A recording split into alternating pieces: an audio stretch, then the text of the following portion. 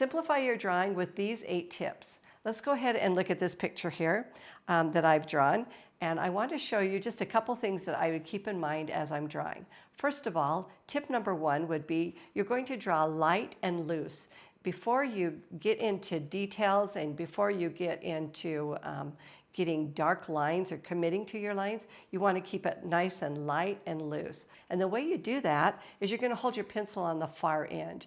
You don't want to hold it clear down to the tip, so hold it further up on the far end, and you're going to draw light and loose. I like to extend my baby finger out a little bit, and I like to just draw many lines, light, loose, and messy, to just kind of see what I want, where I want everything to be. So I'm going to keep it light and loose, and you might not even be able to see it real well on the video here just because it's so light. But I don't want to commit too soon. By keeping it light and loose, I'm able to draw many lines, and those lines just recede into the background when I'm ready to commit and get my final lines in. So tip number 1 is keep it light and loose. Tip number 2 is you're going to work from the biggest shapes and go to the smaller shapes. So if you look here, you wouldn't want to start with small, tiny little shapes within here, but you're going to start with the main shape of her body.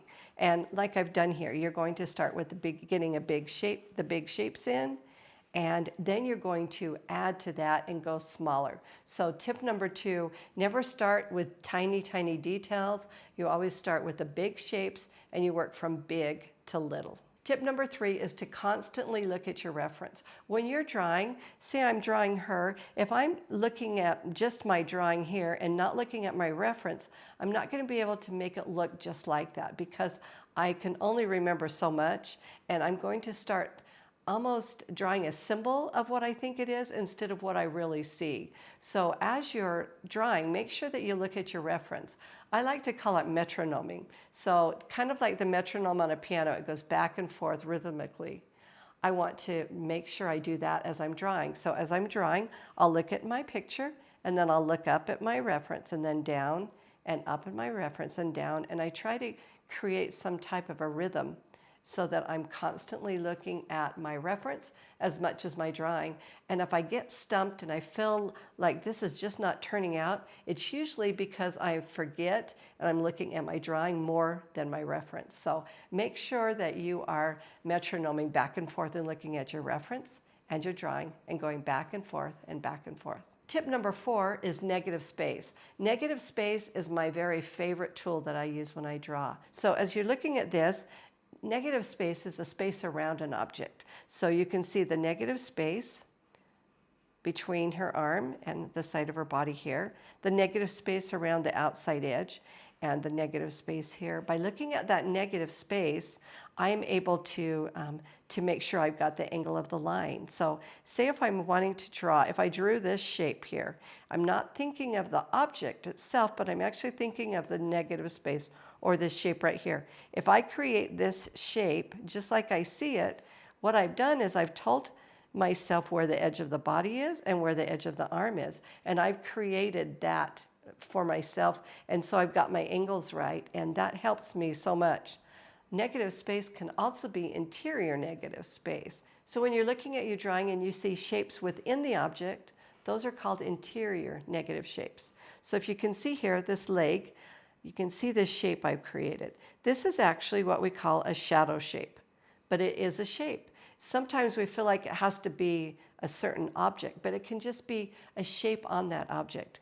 That is an interior shape. So by creating this shape right here and then doing some hatch marks, I'm able to create depth in my drawing, but I'm looking at just the shapes. So the idea of negative space helps me be able to make my drawing more accurate, and it helps me be able to separate it. Instead of looking at it like I'm drawing a person here, I look at it as a combination of shapes, and I let that person emerge because I'm looking at shapes instead of the object so much. Tip number 5 is to use plumb lines. What are plumb lines? Plumb lines are lines that give you guidance, help you make sure that things are lined up.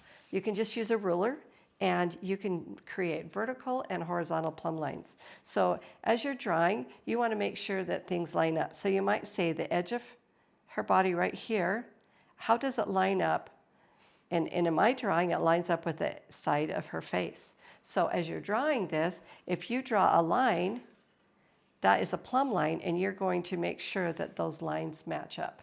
You can do horizontal as well, and we can see that the edge of her, the bottom edge of her hand, how does that line up?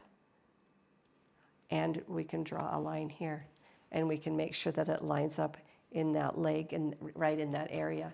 What plumb lines do is it helps you straighten things out and make sure that you don't torque it and tilt it, which is something that's easy to do. So using plumb lines are a great tool. Plumb lines are lines that you can draw on your paper or lines that you can just visually do. You'll often see artists, if you watch them draw, sometimes they will be drawing and they'll just be going like this.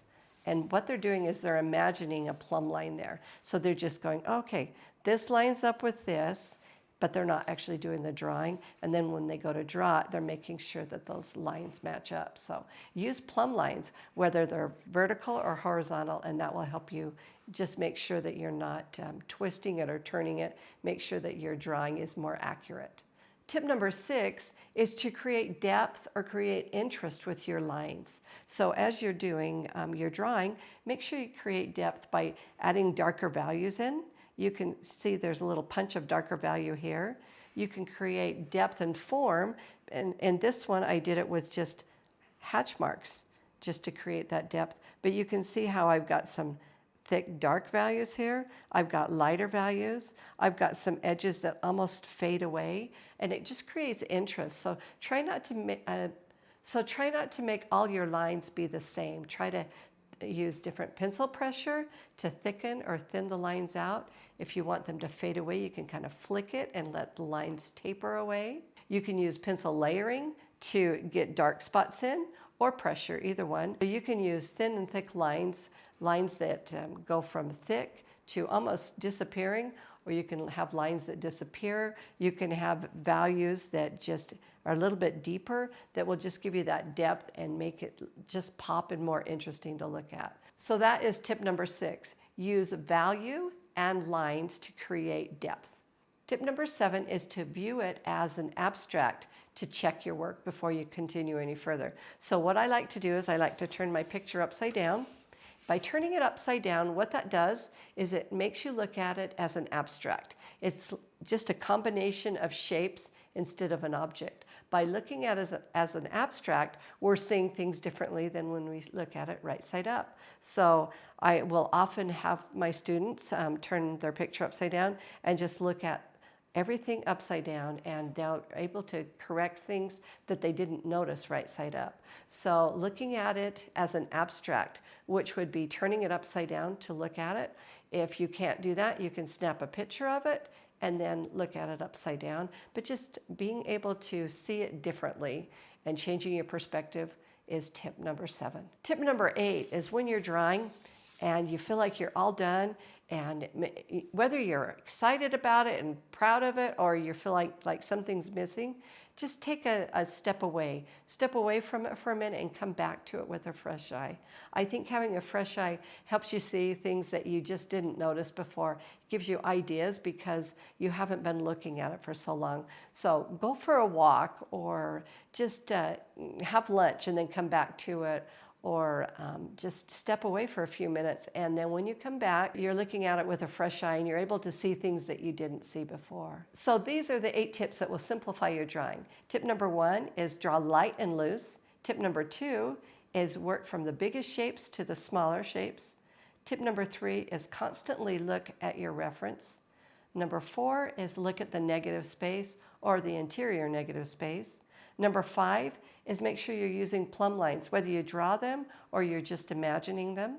Number 6 is create interest with depth and deep dark lines and thin and thick lines.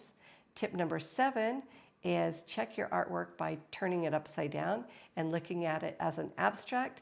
And tip number 8 is to get a fresh eye and step away from it for a minute and come back to it. Make sure that you've got everything that you want right in its place. I hope these tips help you with your drawing. Comment below and let me know what you think.